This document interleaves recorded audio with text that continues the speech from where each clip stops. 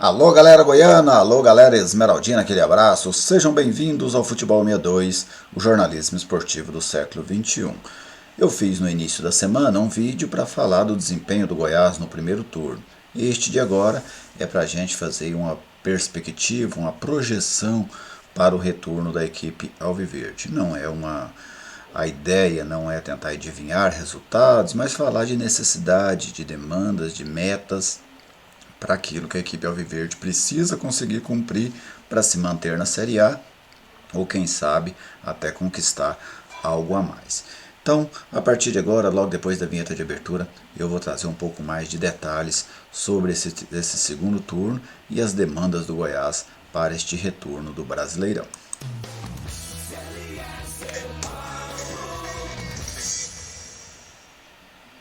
Eu estou aqui no Futebol 62 e com alegria recebo a sua visita. Seja bem-vindo ao canal. É uma satisfação ter a sua presença por aqui.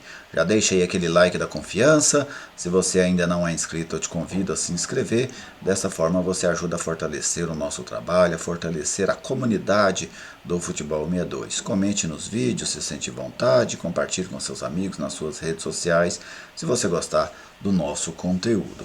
Quem está conosco nesta missão de fortalecer a mídia independente, de fortalecer o Futebol 62, é o Bazar do Professor Alcides, uma loja de departamentos com excelentes produtos, ótimas condições para pagamento, presente em várias cidades goianas, também em algumas cidades da Bahia. O Bazar do Professor Alcides, um nome de confiança em Goiás, uma completa linha de material esportivo, material escolar, roupas, calçados, tudo isso você encontra lá. Bazar do Professor Alcides, parceiro do Futebol 62. Bom, o Goiás fechou o primeiro turno na 14ª colocação com 22 pontos. 5 vitórias, 7 empates, 7 derrotas. Esta foi a campanha alviverde, 38% de aproveitamento. O Goiás cumpriu metade da meta, vamos dizer assim. Em metade dos jogos, o Goiás cumpriu metade da meta. Por que é que eu estou citando isso, né? Eu vou trabalhar aqui com um número que tem sido seguro, o de 44 pontos. 44 pontos tem sido um número seguro para se manter na Série A. Ele não é um número matematicamente 100% confiável. Esse é um ponto, né? Você pode às vezes somar quase 50 pontos e ser rebaixado. Depende muito de edição para edição. Mas ele é um número que ao longo dos últimos anos tem sido bem confiável. E eu vou trazer para vocês, justamente para que vocês possam observar. Aqui está, é este aqui. Olha só, o Campeonato Brasileiro da Série A, ele começa em pontos corridos em 2003, mas apenas a partir de 2006 que ele conta com 20 times, né, que é o formato de hoje. Então, estes times aí listados foram os 17º colocados, ou seja, a equipe mais bem colocada a ser rebaixada desde 2006. E eu estou trabalhando aí com 44 pontos. De azul são aqueles anos em que 44 pontos foram suficientes para salvar uma equipe. De vermelho são os anos em que 44 pontos não foram suficientes para salvar uma equipe. Então nós temos aí 16 edições já, até o ano passado, do campeonato com 20 clubes. E nessas 16 edições, apenas em 4 vezes, um time que teve 44 pontos ou mais, né, foram aí 3 vezes 44 e uma 45, foi rebaixado. Em todos os outros 12 anos, 44 pontos foi suficiente. E se a gente fazer um recorte aí, nos últimos 8 anos, nenhuma equipe caiu com 44 pontos. E se a gente puxar um pouco mais esse recorte, nos últimos 12 anos, apenas a Portuguesa em 2013 caiu com 44 pontos. Então 44 pontos, eu vou traçar esta meta por ser, na maioria das vezes, uma pontuação suficiente para manter uma equipe na Série A, especialmente de 2010 para cá, correto? Então, esta é a razão de eu escolher 44 pontos. Então, 44, 22 é a metade de 44. O Goiás teria para o retorno a mesma demanda que ele teve no turno. há de somar 22 pontos para se manter na Série A. Pode ser que a pontuação caia? Pode, imagino, inclusive penso que esta é a tendência.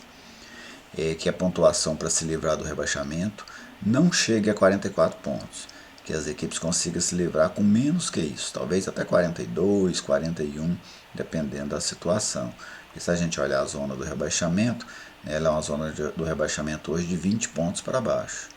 Então isso pode fazer com que caia um pouco, especialmente se as equipes que continuarem na zona do rebaixamento forem as mesmas que estão nesse primeiro turno.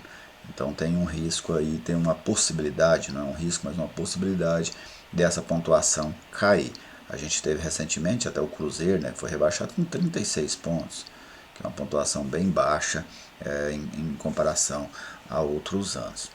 No primeiro turno, o Goiás somou 44 pontos da seguinte forma. Contra os 10 primeiros colocados, o Goiás fez 10 pontos, 33% de aproveitamento. Contra os 9 últimos colocados, porque o Goiás está entre os 10, então tem que tirar o Goiás. Então, contra os 9 últimos colocados, o Goiás fez 12 pontos, 44,4% de aproveitamento, né? Até uma coisa lógica, o Goiás teve mais aproveitamento contra as equipes de baixo da tabela do que contra as equipes de cima da tabela. Então, 22 pontos. Como é que o Goiás poderia chegar a 22 pontos? A combinação mais simples de todas, 7 vitórias e um empate. Agora, você tem várias outras, como essa que o Goiás fez no primeiro turno, de 5 vitórias e 7 empates. Você pode trabalhar com 6 vitórias e 4 empates.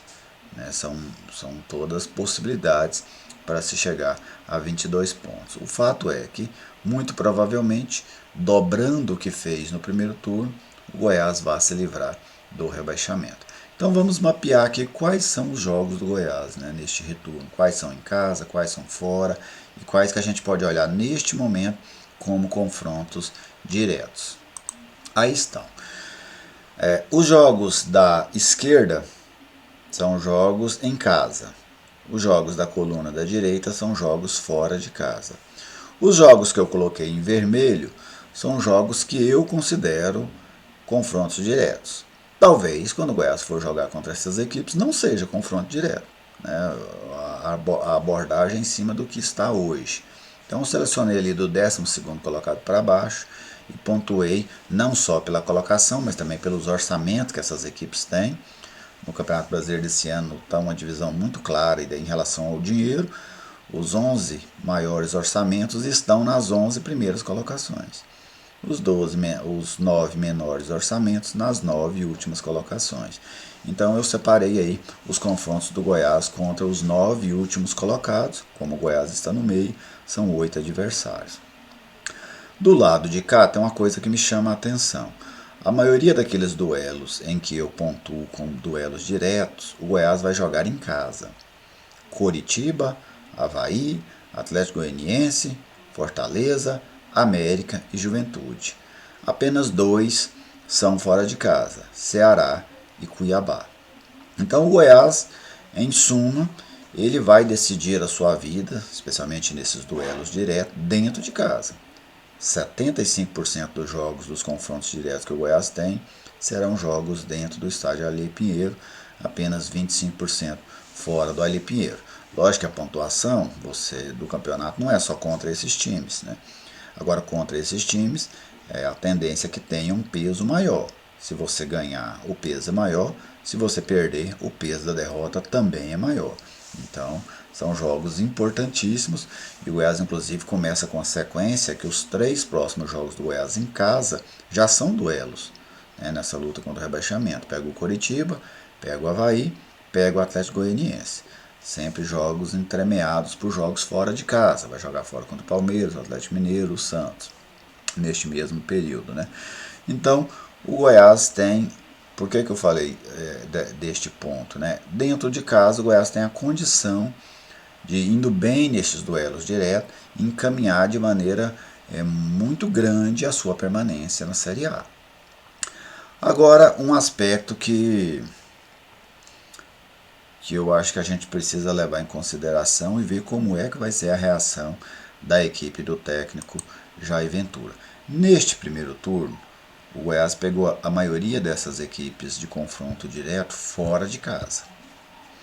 Então essas equipes ofereceram ao Goiás a possibilidade de jogar dentro da sua característica, que era um time reativo. Esperava os adversários, mesmo os adversários mais fracos, mesmo os adversários que estão aí nas últimas colocações, o Goiás optou por segurar lá atrás e tentar explorar o contra-ataque. Fez isso contra o Fortaleza, que é lanterna, contra o Juventude, que é vice-lanterna, contra o Atlético, que é 17º colocado. Fez isso contra o Coritiba, que agora que saiu da zona do rebaixamento. Então, o modelo do Goiás não sofreu, na maior parte dos casos, alteração, mesmo jogando contra as equipes da parte de baixo da tabela, isso porque as equipes jogavam dentro de casa. Bem, neste retorno, os jogos, como eu mostrei, 6 destes confrontos diretos serão na Serrinha. A tendência é que isso exija do Goiás um outro tipo de postura, que não seja aquela postura meramente reativa. O técnico Jair Ventura tem experimentado alguma coisa nesse sentido, como nos 2 últimos jogos contra Fluminense e São Paulo.